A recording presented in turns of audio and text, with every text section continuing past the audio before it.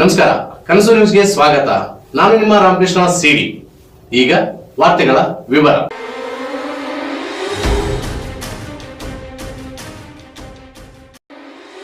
ಆನೆಗುಂದಿ ಗ್ರಾಮ ಪಂಚಾಯಿತಿ ವ್ಯಾಪ್ತಿಯ ಕೆಡಿಪಿ ಸಭೆಗೆ ಗೈರಾದ ಅಧಿಕಾರಿಗಳ ಮೇಲೆ ಶಿಸ್ತು ಕ್ರಮಕ್ಕಾಗಿ ಆಗ್ರಹಿಸಿ ಮೇಲಧಿಕಾರಿಗಳಿಗೆ ದೂರು. ಹುಲಿಗೆಮ್ಮ ಹೊನ್ನಪ್ಪ ನಾಯಕ್. ತಾಲೂಕು ಪಂಚಾಯಿತಿ ಗಂಗಾವತಿ ಆನೆಗುಂದಿ ಗ್ರಾಮ ಪಂಚಾಯಿತಿ ಮಟ್ಟದಲ್ಲಿ ಕರ್ನಾಟಕ ಅಭಿವೃದ್ಧಿ ಕಾರ್ಯಕ್ರಮದ 20 ಅಂಶಗಳ ಕಾರ್ಯಕ್ರಮವು ಸೇರಿದಂತೆ ಪರಿಣಾಮಕಾರಿಯಾಗಿ ಅನುಷ್ಠಾನಗೊಳಿಸುವ ಬಗ್ಗೆ ನಡೆದ ಸಭೆಯಲ್ಲಿ ವಿವಿಧ ಇಲಾಖೆಗಳ ಸರ್ಕಾರಿ ಅಧಿಕಾರಿಗಳು ಗೈರು ಆಗಿದ್ದು, ಗೈರಾದ ಅಧಿಕಾರಿಗಳ ಮೇಲೆ ಜಿಲ್ಲಾಧಿಕಾರಿಗಳು ಹಾಗೂ ಜಿಲ್ಲಾ ಪಂಚಾಯತ್ ಮುಖ್ಯ ಕಾರ್ಯನಿರ್ವಾಹಕ ಅಧಿಕಾರಿಗಳು ದೂರು ಸಲ್ಲಿಸಲು ತೀರ್ಮಾನಿಸಲಾಗಿದೆ ಎಂದು ಗ್ರಾಮ ಪಂಚಾಯಿತಿ ಅಧ್ಯಕ್ಷರಾದ ಶ್ರೀಮತಿ ಹುಲಿಗೆಮ್ಮ ಹೊನ್ನಪ್ಪ ನಾಯಕ್ ತಿಳಿಸಿದರು. ಅವರು ಮೇ 15, 2025 ಗುರುವಾರದಂದು ಆನೆಗುಂದಿ ಗ್ರಾಮ ಪಂಚಾಯಿತಿಯಲ್ಲಿ ಸಭೆ ಅಧ್ಯಕ್ಷತೆ ವಹಿಸಿ ಮಾತನಾಡಿದರು. ಈ ಸಭೆಯಲ್ಲಿ 21 ಇಲಾಖೆಗಳ ಅಧಿಕಾರಿಗಳಲ್ಲಿ ಕೇವಲ 6 ಇಲಾಖೆಗಳ ಅಧಿಕಾರಿಗಳು ಮಾತ್ರ ಹಾಜರಾಗಿದ್ದು, ಉಳಿದ ಇಲಾಖೆಗಳ ಅಧಿಕಾರಿಗಳು ಗೈರಾಗಿರುತ್ತಾರೆ. ಆನೆಗುಂದಿ ಗ್ರಾಮ ಪಂಚಾಯಿತಿ ಕೆಡಿಪಿ ಸಭೆಗೆ ಹಾಜರಾಗದೆ ಸಭೆಗೆ ಗೌರವ ನೀಡದೆ ಇರುವ ಕಾರಣ ಗ್ರಾಮ ಪಂಚಾಯಿತಿ ವ್ಯಾಪ್ತಿಯ ಸಾರ್ವಜನಿಕರ ಕುಂದುಕೊರತೆಗಳ ಹಾಗೂ ದೂರುಗಳ ಬಗ್ಗೆ ಇತ್ಯರ್ಥಪಡಿಸಲಾಗಿದೆ. ಕಡಿತಗಳ ವಿಲೇವಾರಿ ಮಾಡಲಾಗದೆ ವಿಳಂಬವಾಗುತ್ತದೆ. ಈ ಸಭೆ ಮಾತ್ರವಲ್ಲದೆ ಇಂದಿನ ಪ್ರತಿ ಸಭೆಯಲ್ಲೂ ಕೇವಲ ಬೆರಳೆಣಿಕೆಯಷ್ಟು ಅಧಿಕಾರಿಗಳು ಹಾಜರಾಗಿರುತ್ತಿದ್ದು, ಇದರಿಂದ ಯಾವುದೇ ಸಭೆಗಳು ಯಶಸ್ವಿಯಾಗಿ ಜರುಗದೆ ಸಾರ್ವಜನಿಕರ ಕುಂದುಕೊರತೆಗಳ ಬಗ್ಗೆ ಚರ್ಚಿಸಲಾಗದೆ ಅಭಿವೃದ್ಧಿ ಕೆಲಸಗಳು ಕುಂಠಿತಗೊಳ್ಳುತ್ತಿವೆ. ಕಾರಣ ಈ ಸಭೆಗೆ ಗೈರಾದ ಅಧಿಕಾರಿಗಳ ವಿರುದ್ಧ ಶಿಸ್ತು ಕ್ರಮಕ್ಕಾಗಿ ಜಿಲ್ಲಾಧಿಕಾರಿಗಳಿಗೆ ಹಾಗೂ ಮುಖ್ಯ ಕಾರ್ಯನಿರ್ವಾಹಕ ಅಧಿಕಾರಿಗಳಿಗೆ ಜಿಲ್ಲಾ ಪಂಚಾಯತ್ ಕೊಪ್ಪಳರವರಿಗೆ ದೂರು ಸಲ್ಲಿಸಲಾಗುವುದು ಎಂದು ಹೇಳಿದರು. ಈ ಸಂದರ್ಭದಲ್ಲಿ ಗ್ರಾಮ ಪಂಚಾಯಿತಿ ಪ್ರಭಾರಿ ಪಿಡಿಒ ರವೀಂದ್ರ ಕುಲಕರ್ಣಿ, ಗ್ರಾಮ ಪಂಚಾಯಿತಿ ಸದಸ್ಯರಾದ ರಾಜಶೇಖರ್ ಸೇರಿದಂತೆ ಪಂಚಾಯಿತಿ ಇತರೆ ಸದಸ್ಯರು ಹಾಗೂ ಅಧಿಕಾರಿಗಳು ಹಾಜರಿದ್ದರು.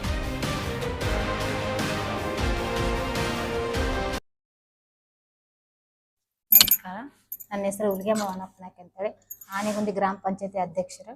ಈ ಒಂದು ಆನೆಗುಂದಿ ಗ್ರಾಮ ಪಂಚಾಯತಿಯಲ್ಲಿ 15/5/2025 ಸರ್ಕಾರದ ಸುತ್ತೋಲೆ ಪ್ರಕಾರ ಗ್ರಾಮ ಪಂಚಾಯತಿ ಮಟ್ಟದಲ್ಲಿ ಕರ್ನಾಟಕ ಅಭಿವೃದ್ಧಿ ಕಾರ್ಯಕ್ರಮವನ್ನು 20 ಅಂಶಗಳ ಕಾರ್ಯಕ್ರಮವು ಸೇರಿದಂತೆ ಪರಿಣಾಮಕಾರಿಯಾಗಿ ಅನುಷ್ಠಾನಗೊಳಿಸುವ ಬಗ್ಗೆ ಈ ಒಂದು ಕೆಡಿಪಿ ಸಭೆಯನ್ನು ಆಯೋಜಿಸಲಾಗಿದ್ದು, ಈ ಒಂದು ಕೆಡಿಪಿ ಸಭೆಗೆ 21 ಇಲಾಖೆಯವರನ್ನು ನಾವು ಕರೆದಿದ್ದೀವಿ. 21 ಇಲಾಖೆಯಲ್ಲಿ ಬರೀ 7 ಇಲಾಖೆಯವರು ಈ ಒಂದು ಕೆಡಿಪಿ ಸಭೆಗೆ ಆಗಮಿಸಿದ್ದಾರೆ. ಅದರಲ್ಲಿ ಹಾಜರಾದವರು ಆರೋಗ್ಯ ಇಲಾಖೆ, ಅರಣ್ಯ ಇಲಾಖೆ, ಸಾಮಾಜಿಕ ವಲಯ, ಮಹಿಳಾ ಮತ್ತು ಮಕ್ಕಳ ಕಲ್ಯಾಣ, ಕೃಷಿ ಇಲಾಖೆ, ಜೆಸ್ಕಾಂ ಇಲಾಖೆಯವರು. ಇನ್ನು ಉಳಿದಂಥ ಇಲಾಖೆಯವರು ಹಾಜರಿರೋದಿಲ್ಲ. ಪ್ರತಿ ಸಾರಿ ಕೂಡ ಈ ಕೆಡಿಪಿ ಸಭೆಯಲ್ಲಿ ಮೀಟಿಂಗ್ ಮಾಡಿದ್ರು ಕೂಡ ಅವರು ಇದೇ ರೀತಿ ಬೇರೆ ಬೇರೆ ಕಾರಣಗಳಿಂದ ಈ ಕೆಡಿಪಿ ಸಭೆಗೆ ಬರ್ತಾ ಇಲ್ಲ. ಇದರಿಂದ ನಮಗೆ ಜನಗಳಿಗೆ ಆಗ್ತಕ್ಕಂಥ ಸಮಸ್ಯೆಗಳು, ಅವರಿಂದ ನಮ್ಗೆ ಜನಗಳಿಗೆ ಏನು ಸಹಾಯ ಆಗ್ತಿದೆ, ಅವ್ರನ್ನ ಜನಗಳಿಗೆ ಸಮಸ್ಯೆಗಳನ್ನ ಅವರು ಅರಿತುಕೊಳ್ಳದೇನೆ ಬೇರೆ ಬೇರೆ ವಿಷಯ ಕಾರಣ ಅಂತ ಬರೀ ಹಾಜರಾಗದೇನೆ ಬೇಸಿ ಮಾಡ್ತಿದ್ದಾರೆ ಬರದೇನೆ. ಅದಕ್ಕೆ ಇದ್ರ ಬಗ್ಗೆ ನಾವು ಹೋದ್ ಸರಿ ಕೂಡ ಲೆಟರ್ ಮಾಡಿದ್ವಿ, ನೀವು ಪ್ರತಿ ಸಾರಿ ಇದೇ ರೀತಿ ಮಾಡ್ತಿದ್ರೆ ಬರ್ರಿ. ಈಗ ನಾವು ಅಧ್ಯಕ್ಷರಾಗಿ 2 ಮೀಟಿಂಗ್ ಆಯ್ತು ಈಗ ಅಟೆಂಡ್ ಆಗ್ಲಿಕ್ಕೆ. ಕೇವಲ 3 ತಿಂಗಳಲ್ಲಿ 1 ಸರಿ ನಾವು ಕೆಡಿಪಿ ಸಭೆಯನ್ನು ನಡೆಸ್ತೀವಿ. ಅದರಲ್ಲಿ 1 ದಿನ ಅವ್ರಿಗೆ ಅಧಿಕಾರಿಗಳಿಗೆ ಇಲ್ಲಿ ಬಂದು ಜನಗಳ ಸಮಸ್ಯೆಗಳನ್ನು ಕೇಳದೆ ಇರೋದು ದೊಡ್ಡ ದುರಂತ ಆಗಿದೆ. ಈಗ ನಮ್ದು ಹಳ್ಳಿ ವಾತಾವರಣ ಆಗಿರೋದ್ರಿಂದ ಸಾಕಷ್ಟು ಜನಗಳ ಪ್ರತಿಯೊಂದು ಸಮಸ್ಯೆ ಇದೆ.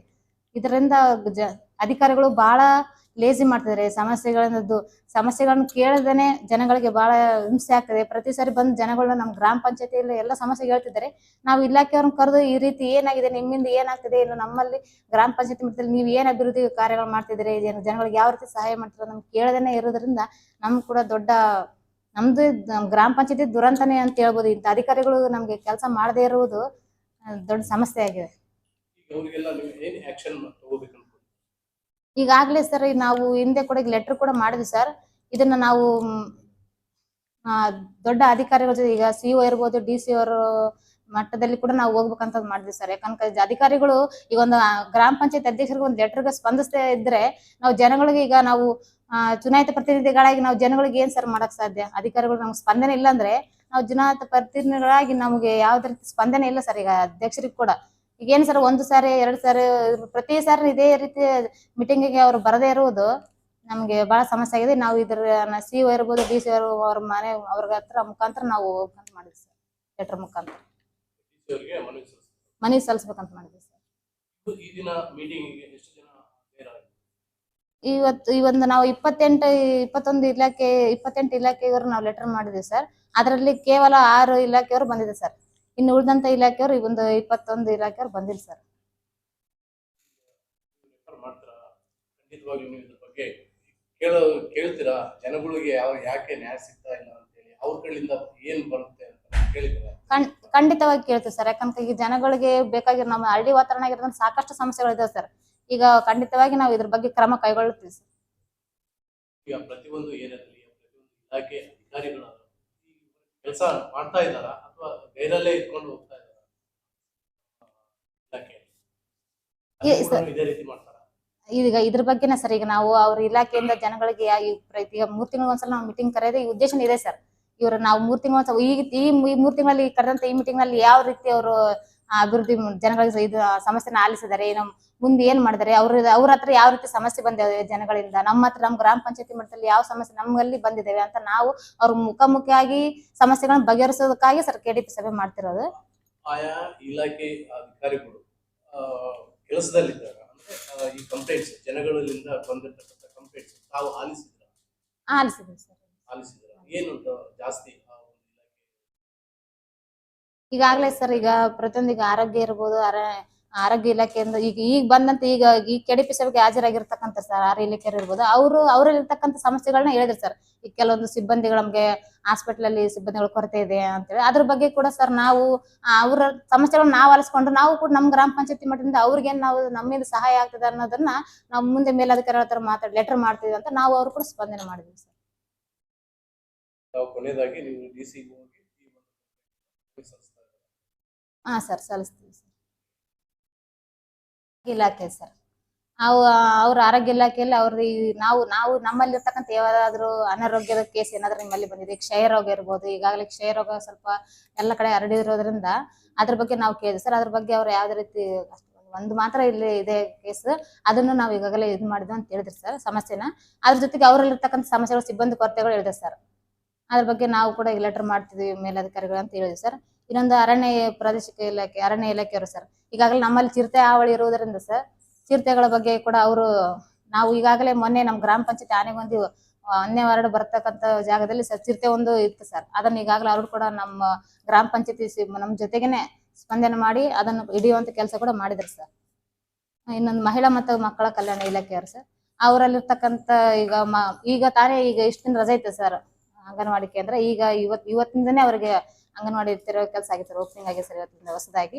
ಮತ್ತೆ ಅಲ್ಲಿರ್ತಕ್ಕಂಥ ಗರ್ಭಿಣಿಯರು ಎಷ್ಟು ಜನ, ಮತ್ತೆ ಮಕ್ಕಳು ಎಷ್ಟು ಚೆನ್ನಾಗಿ ಆರೋಗ್ಯವಾಗಿದಾರ, ತಾಯಿಯಂದ್ರ ಆರೋಗ್ಯವಾಗಿದಾರ, ಮತ್ತೆ ತಾಯಿ ಕಾರ್ಡ್ ಕೊಡ್ತಿದಾರ ಗರ್ಭಿಣಿಯರಿಗೆ.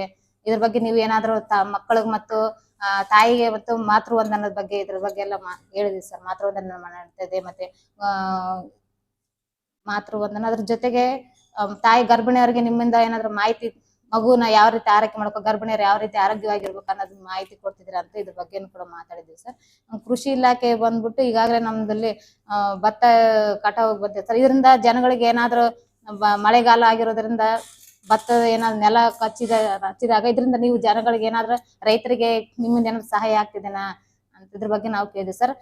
ಇದ್ರ ಬಗ್ಗೆ ಅವ್ರು ಹೇಳಿದ್ರು ಏನಂದ್ರೆ ಇದ್ರ ಮುಂಚೆ ಅದರದ್ದೇ ಆದ ಅವಧಿ ಇರ್ತೈತಲ್ಲ ಸರ್, ಅದು ಅವಧಿ ಮುಂಚೆನೆ ಏನಾದ್ರೂ ಅವ್ರಿಗೆ ಸಮಸ್ಯೆ ಭತ್ತ ನೆಲಕ್ಕೆ ಹಚ್ಚಿದಾಗ ಅದರಿಂದ ನಮ್ಮ ಸರ್ಕಾರದ ಕಡೆಯಿಂದ ಪರಿಹಾರ ಬರ್ತದೆ, ಅವಧಿ ಮೀರಿದ ನಂತರ ಬರೋದಿಲ್ಲ ಅಂತ ಇದ್ರ ಬಗ್ಗೆ ಕೂಡ ಅವ್ರು ಸ್ಪಷ್ಟನೆ ನೀಡಿದ್ದಾರೆ ಸರ್. ಜೆಸ್ಕಾಂ ಇಲಾಖೆಯವರು ಬಂದ್ಬಿಟ್ಟು ಜೆಸ್ಕಾಂ ಇಲಾಖೆಯಿಂದ ಎಲ್ಲ ರೀತಿ ಈಗ ಸರ್ಕಾರದ ಯೋಜನೆ ಅಡಿಯಲ್ಲಿ, ಈಗ ಗ್ಯಾರಂಟಿ ಯೋಜನೆ ಅಡಿಯಲ್ಲಿ ಯಾರಾದ್ರೂ ವಂಚಿತರಾಗಿದ್ರು ಕೂಡ ನಾವು ಪ್ರತಿ ಸಾರಿನೂ ಈ ಗ್ರಾಮ ಸಭೆ ಅಂತೇಳಿ ನಮ್ಮ ಗ್ರಾಮ ಪಂಚಾಯತ್ ಮಟ್ಟದಲ್ಲಿ ನಡೆಸ್ತೀವಿ ಸರ್. ಅದರಲ್ಲಿ ಬಂದಿರ್ತಕ್ಕಂಥ ಜನಗಳಿಗೆ ಅದ್ರ ಬಗ್ಗೆ ನಾವೆಲ್ಲ ಮಾಹಿತಿ ನೀಡ್ತೀವಿ ಸರ್. ನಿಮ್ದಿಂದ ಏನಾದ್ರು ಗೃಹ ಜೊತೆಯಿಂದ ಯಾವ್ದಾರು ಸರ್ಕಾರ ಯೋಜನೆ ವಂಚಿತರಾಗಿದ್ರೆ ಇದ್ರ ಬಗ್ಗೆ ಮಾಹಿತಿ ಕೊಡ್ರಿ, ನಿಮ್ಗೆ ಇದ್ರ ಬಗ್ಗೆ ನಾವೆಲ್ಲ ಸಹಾಯ ಸ್ಪಂದನೆ ಮಾಡ್ತೀವಿ ಅಂತೇಳಿ ಇದು ಮಾಡ್ತೀವಿ ಸರ್. ಗ್ರಾಮ ಸಭೆಯಲ್ಲಿ, ಗ್ರಾಮ ಸಭೆ ಇರ್ಬೋದು, ವಾರ್ಡ್ ಸಭೆಯಲ್ಲಿ ಎಲ್ಲ ವಾರ್ಡ್ ಸಭೆಗಳು ಕೂಡ ಮಾಹಿತಿ ನೀಡ್ತೀವಿ ಸರ್ ಜನಗಳಿಗೆ.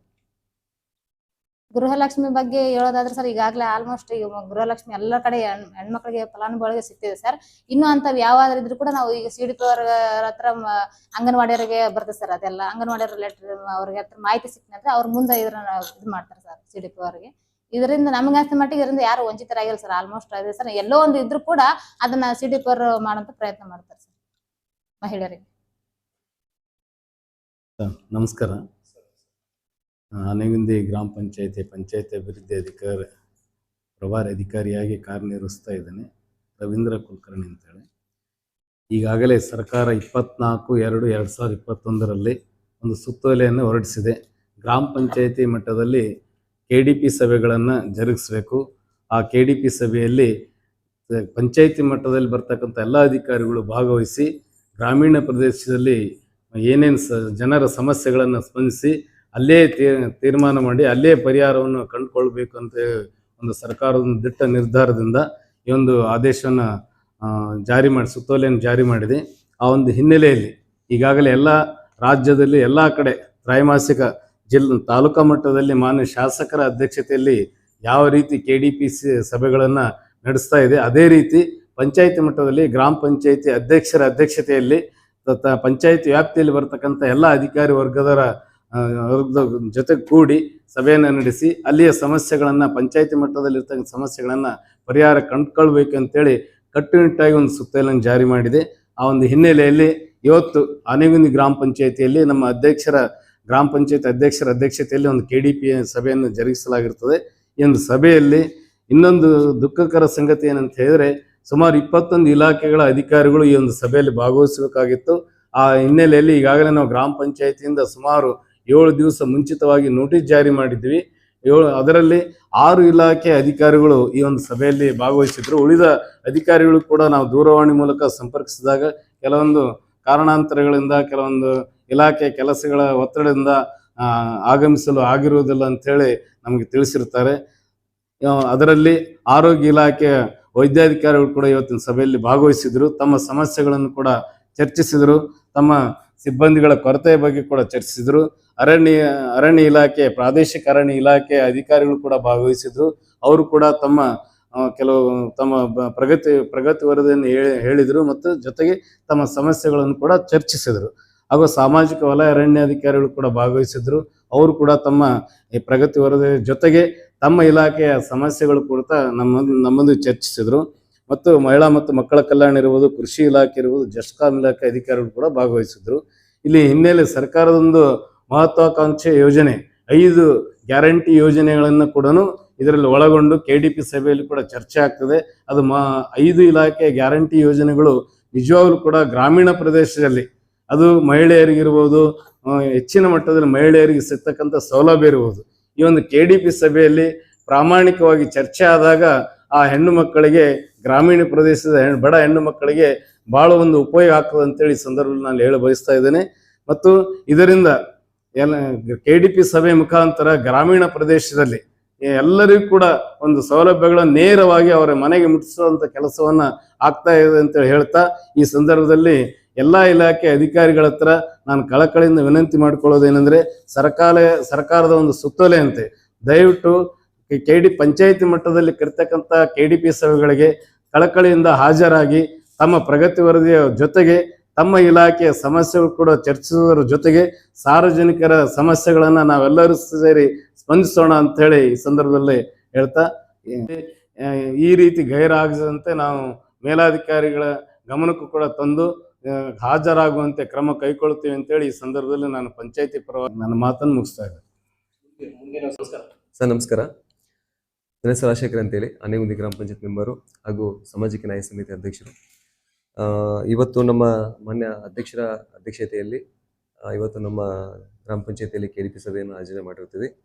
ಕಳೆದ 3 ತಿಂಗಳ ಹಿಂದೆ ಒಂದು KDP ಸಭೆಯನ್ನು ಆಯೋಜನೆ ಮಾಡಿದ್ದು, ಅದು ಕೂಡ ಕೆಲವೊಂದು ಅಧಿಕಾರಿಗಳ ಒಂದು ಗೈರುಹಾಜರಿನಿಂದ ಸ್ವಲ್ಪ ಅಧ್ಯಕ್ಷರಿಗೆ ಮತ್ತು ನಮ್ಮೆಲ್ಲರಿಗೂ ಕೂಡ ನಮ್ಮ ಪಂಚಾಯತಿ ವರ್ಗದವರಿಗೂ ಕೂಡ ಅದು ಸಿಕ್ಕ